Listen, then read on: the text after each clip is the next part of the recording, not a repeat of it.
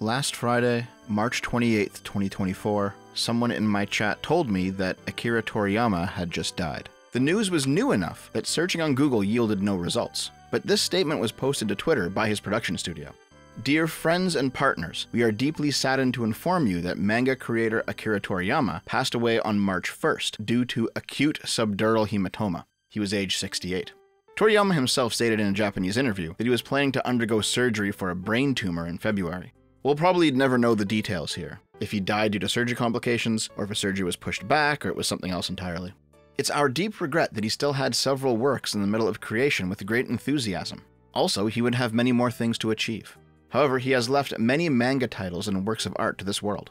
Thanks to the support of so many people around the world, he has been able to continue his creative activities for over 45 years. We hope that Akira Toriyama's unique world of creation continues to be loved by everyone for a long time to come. We inform you of this sad news with gratefulness for your kindness during his lifetime. We deeply thank you for your understanding and support as always. March 8th, 2024, Bird Studio, Capsule Corporation, Tokyo. There was a massive public response to Toriyama's passing. And why wouldn't there be?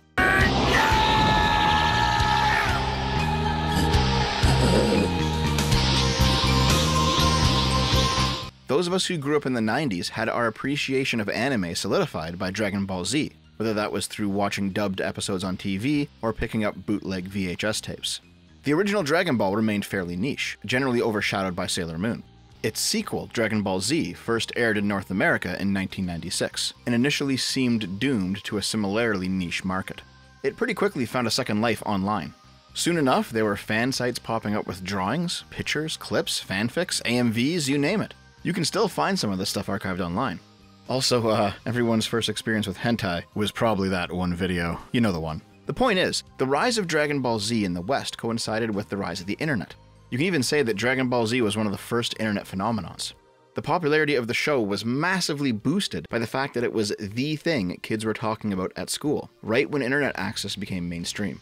Dragon Ball Z was a phenomenon. It was something that 90s kids couldn't wait to talk about with their friends.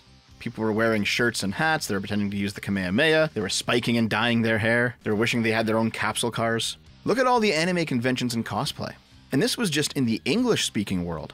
Around the time we began to recover from Dragon Ball Mania, the series had already basically taken over the pop culture of Central and South America. Dragon Ball Z is so prolific in the Spanish-speaking world that we kept seeing reports pop up saying like, cartel activity decreasing whenever a new Dragon Ball Z episode drops. Unfortunately, that is just a meme, sorry to burst your bubble. Akira Toriyama himself had a very prolific career. As a youngster, he was interested in manga, but in his teen years, his attention shifted towards stuff like kaiju movies and Japanese superhero stuff, Super Sentai, along with Chinese martial arts films and Western pro wrestling.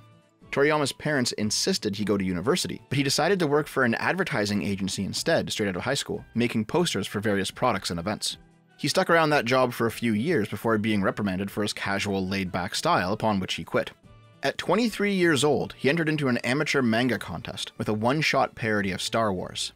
Kazuhiko Torishima, the man who would later become Toriyama's editor, and holds the title of The Man Who Discovered Toriyama, told him that although he liked his work, because it was a parody of another property, he wasn't eligible for the contest. But nonetheless, Torishima encouraged Toriyama to keep drawing. Toriyama faced a string of early failures. He remarked in an interview in 2021 that he originally intended to move on from the manga industry after making some quick money, but he became stubborn after repeatedly ranking as the least popular contributor to Shonen Jump. He spent over a year at the bottom of the fan rankings, and he claimed that he drew about 500 pages of stories that no one liked. In 1979, Toriyama created his first big hit, Dr. Slump. It's a story that takes place in what would eventually become the Dragon Ball universe. There's anthropomorphic animals walking around with humans, there's that capsule-style technology that debuts in Dragon Ball, and Dr. Slump characters just straight up appear in Dragon Ball later. It's also classic Toriyama art. The main character basically just looks like Luca from Chrono Trigger. After Dr. Slump, Toriyama was in a slump himself. His next few projects failed to take off, and he was quickly developing the reputation of a one-hit wonder. Torishima recommended to him that he make a kung fu story next, since he liked Chinese martial arts so much. The end result was 1983's Dragon Ball, a cultural phenomenon that is unironically right up there with franchises like Mickey Mouse and Mario, with just how much impact it's had on basically global culture. Toriyama's influence on the wider culture through Dragon Ball was so great that it single-handedly altered the trajectory of manga, anime, and video games right up to the present day. Dragon Ball kept getting new seasons and movies and side stories right up to Toriyama's death. Torishima was a fan of video games, so Shonen Jump put him in charge of their first attempt at video game content for the magazine. The articles that Torishima wrote about how video games were made were especially successful. Meanwhile, translated Western RPGs like Ultima were on the rise. Shonen Jump decided to develop their own RPG so they could have exclusive coverage on how the game was made. Torishima tapped Toriyama to do the artwork, and got his friend Yuji Horii, who worked at Enix, to do the writing. The resulting game was Dragon Quest, the beginning of one of the most popular RPG series of all time. Toriyama worked on the Dragon Quest series for the rest of his life, while occasionally doing other one-shot games like Chrono Trigger or Blue Dragon. If you want to TLDR Toriyama's career, he's basically the king of all of this stuff. Osamu Tezuka, the father of manga, the Japanese equivalent of Walt Disney, the man who kickstarted Japanese animation with Astro Boy in 1952, died in 1989. In one of his final public interviews, Tezuka called Toriyama his heir apparent and almost too good. Toriyama is probably the most important, barring Tezuka himself, and certainly the most prolific anime and manga creator in the world. When he died, the internet was flooded with tributes to how much his work meant to them, from both Japanese and non-Japanese artists. No, the cartel did not call a ceasefire due to Toriyama's death, that's another meme. But it's undeniable that Dragon Ball, while popular the world over, is especially popular among Black and Hispanic populations in the Americas. To me, personally, this defies the progressive idea about representation in media. We keep being told that Black people want to see Black characters on TV or in video games, in the media they consume. And I have no problem with Black characters. But if that racial representation is so essential, why is it that a bunch of what the progs would call white-coded protagonists in Dragon Ball are the most popular heroes among Black and Hispanic viewers? Well, the actual answer is simple. The progs are just racists. They believe that Black people can only relate to Black characters, when in reality, skin color doesn't actually matter. As a general rule, people are attracted to mythical stories, where heroes go on great journeys and fight epic battles and overcome impossible odds. And yes, where the heroes lose and have to retreat and lick their wounds, and come back changed from the experience. That's the main reason people don't like the current trend of girl boss stories in our culture right now. It's not because they're women, it's because they have success handed to them on a silver platter without any struggle. Dragon Ball is loosely based on the most popular piece of Chinese literature, Journey to the West, which is itself a highly fictionalized account of a real Buddhist monk who lived in the 600s in China. Motivated by seeking better translations of Buddhist scripture, the monk defies Imperial China's ban on leaving the empire and embarks on a 13-year-long pilgrimage to India. In real-world history, he returned to China a hero. He recorded his travels in the book Great Tang Records on the Western regions, and he's considered the founder of the Dharma school of Buddhism in China. Journey to the West, as a fictionalized version of the story, has the monk entering strange supernatural realms filled with monsters and demons after he crosses the Chinese border, and he meets up with a cast of supernatural characters on his journey, most notably the Monkey King, Sun Wukong, who has supernatural strength and speed, a staff that can change its size and shape, and the ability to ride clouds. To contrast, Toriyama's Dragon Ball starts off with a teenage girl, Bulma, looking for the 7 Dragon Balls. Legend has it, if a person collects all 7, they can summon the dragon god Shenron, who will grant them a wish. Bulma happens upon a young orphan boy with a monkey's tail living alone in the mountains, named Son Goku, who inherited the 4-star ball from his grandfather when he died. They decide to travel together to find the rest of the Dragon Balls, Bulma deciding to let Goku tag along because he's abnormally strong for a child, and he has a miraculous extending staff, in English translated as the Power Pole. Dragon Ball's story is quite different from Journey to the West, but the parallels and the main beats are there. The monk seeking enlightenment is Bulma seeking divine intervention. Goku's the Monkey King. 2 other followers from the original story, the lecherous Pigman and the Sand Ogre Monk, join the Dragon Ball cast as Oolong and Yamcha respectively. The primary antagonist in Journey to the West, the demonic Bull King, his story is played pretty straight by the Ox King in the first few arcs of Dragon Ball. But over time, the Ox King kinda mellows out, and the Demon King Piccolo takes over the original Journey to the West's antagonist story in Dragon Ball.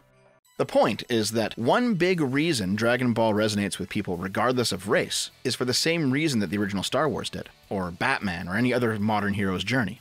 It's because it is that type of mythic hero's journey, and it's a really good one too. We follow Goku from his time as a child up until he becomes a grandfather even, and all throughout, Goku is probably one of the best role models of positive masculinity. Yeah, he's kinda dumb, and maybe he likes to eat a little bit too much, but he's compassionate, forgiving, loyal to his friends, always willing to help people in need. He's energetic, he's hardworking, and above all, he loves his family. He also has a great passion for fighting, but not for violence. He's in it to genuinely self-improve and compete in fair contests, but not actually to seriously hurt people. Goku is probably the most famous gentle giant archetype of a masculine hero, at least in modern culture, with the possible exception of Superman, with whom he shares pretty much every major personality trait, being an orphaned alien on Earth with a pure heart, who nonetheless becomes the planet's greatest defender against all threats. Probably why the internet is littered with decades-old conversations about who is truly stronger, Superman or Goku. Spoilers, it's Goku. Goku represents a type of positive masculinity that all young boys watching the show back in the day found themselves intrinsically attracted to, something that is woefully missing from male role models today. And it's not just him. Piccolo and Vegeta are both villains who go through reformation arcs after their experiences suffering humiliating losses to Goku. Meanwhile, Frieza and Cell are villains who are openly tyrants and supremacists. They don't get reformed after their losses. The show spares villains who are humbled in defeat, but not those who are bitter by it. In Trunks' storyline of going back in time to desperately prevent a ruined future, yeah, I could go on for hours about all the storylines. Basically, there's a lot of meat on the bone here, and it resonates with people because these aren't just fun action-packed stories. There's also good morals embedded within them, even if the artwork is sometimes a bit shoddy, or they really stretch out the runtime in some of these episodes. And if you really want me to give that cucked lefty racial analysis, it's this. In the book The Tao of Wu, written by Wu-Tang Clan member Robert Fitzgerald Diggs, better known by his stage name RZA. Is it RZA or Arza? I don't fucking know. He makes the claim that the story of Dragon Ball is the story of the American black man. Now, you can interpret art whichever way you want, but I guarantee you Toriyama did not intend for this to be the story he was telling. But nonetheless, I'm not surprised that black men around my age do commonly report that this is what they got out of the story when they were kids. Fuck it, I'll just be politically incorrect here. Goku is a character without parents. He's an orphaned foreigner who doesn't really fit in with the human world he's a part of. He's treated with suspicion. He doesn't know his lineage. And when he does eventually discover it when he's older, he learns that the alien race he's a part of has largely been enslaved and genocided. And despite being this outsider, he still ultimately does the right thing for the people around him, for the society that views him with suspicion, and for his family when he eventually has one with Chi-Chi, the Ox King's daughter. Yeah, that's not in the original Journey to the West. I went looking online specifically for black men's discussions on why they liked Dragon Ball as kids, and I overwhelmingly found the same basic story. They grew up without a father. They want to be a present father for their own children, and they view Goku's story as their own. It's not like alienation from your own culture and family is a uniquely black American phenomenon. I think everyone's experiencing this right now to some degree. But this is actually a pretty good way for black Americans to frame the Dragon Ball story within the context of their own lives. Goku's story shows that you can be more than the tragedy of your ancestors, and that your descendants don't have to be defined by your hardships. My friend V posted a Dragon Ball parade video with the caption, "They got a Dragon Ball Z parade going around in rural Mexico in honor of Akira Toriyama." The video got community noted, since the parade was in Colombia, not Mexico, and it took place prior to Toriyama's death. It still shows that Latin America loves Dragon Ball, though. V's response to this was to say, "Remember that Sweet Baby thinks the cartoon was problematic due to how Akira handled diversity. Yes, my main Sweet Baby Inc. video will come eventually. But what did V mean by this?" The initial Sweet Baby cancel pig, Chris Kindred, upon returning to the internet after first locking down his account, due to the original wave of Sweet Baby blowback, had this to say about Toriyama's death. Toriyama gave us the best and worst black characters in anime in the same series. It took range to do that. This guy was promptly mass reported and had his Twitter account suspended, because Jesus Christ, the man's corpse wasn't even cold yet. It's no wonder the internet reacted with that kind of rage. Here is what Chris Kindred meant, by the way. Piccolo is considered a black character, according to the racial progressive analysis. Now obviously Piccolo isn't black, he's green, but a lot of modern black progressives are trying to retroactively claim him because his clothing is vaguely Moorish, he's bald, he's got a deep voice, he comes from a marginalized race, and he always seems to be the kind of character who is wise but gruff, and annoyingly puts up with the antics of his white-coated compatriots. Also, when he had to disguise himself as a human that one time, he dressed up like an urban youth. Therefore, to these racial activists, Piccolo is black-coded. That is the positive black character that Chris Kindred was referring to. The negative one? Well, that's Mr. Popo. And race grifters have long claimed that Toriyama is a racist for making Mr. Popo look like an American blackface stereotype. In actuality, Toriyama meant Mr. Popo to be an adaptation of the Hindu deity Mahakala, a god of time, creation, and destruction, who is pitch black due to his body being covered by oil. Basically, Chris Kindred's analysis of Toriyama's black characters only really works if you're a leftist cancel pig. He's not the only retard to shit on Toriyama for basically no reason, though. Creator of Dragon Ball Z, Akira Toriyama, passed away. Sad. Palestinian children are being bombed and killed day and night. Their deaths deserve more recognition than a manga author. Not to belittle the death of anyone, but Akira wasn't bombed or murdered by racist Nazis. Okay, this guy's name is Impulse SSJ. SSJ is the Japanese abbreviation of Super Saiyan. So this guy is probably a Dragon Ball fan. He's not that much of a fan though, is he? Listen, not everything needs to be about fucking Palestine, bro. Appropriately, a Palestine flag haver gave a similar take.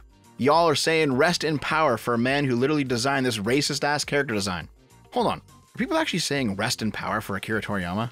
You know, the lefty replacement slogan for rest in peace, used for revolutionaries who die for the cause? Oh yeah, there's actually a lot of people using rest in power for Akira Toriyama, most notably Hassan. You guys know that Toriyama wasn't a politically active person, right? He wasn't an agent of the left. He actually never publicly commented on politics at all. Maybe these retards think, like with Piccolo being black-coded, Toriyama is left-coded.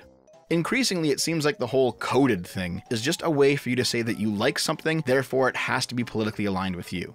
You can't just enjoy a thing anymore, you have to be down with the cause. This is all fucking retarded. Like I said, Toriyama never publicly commented on politics. Lots of people out here are ascribing something political to the man or making a take or whatever the fuck, and it's all frankly just tasteless nonsense.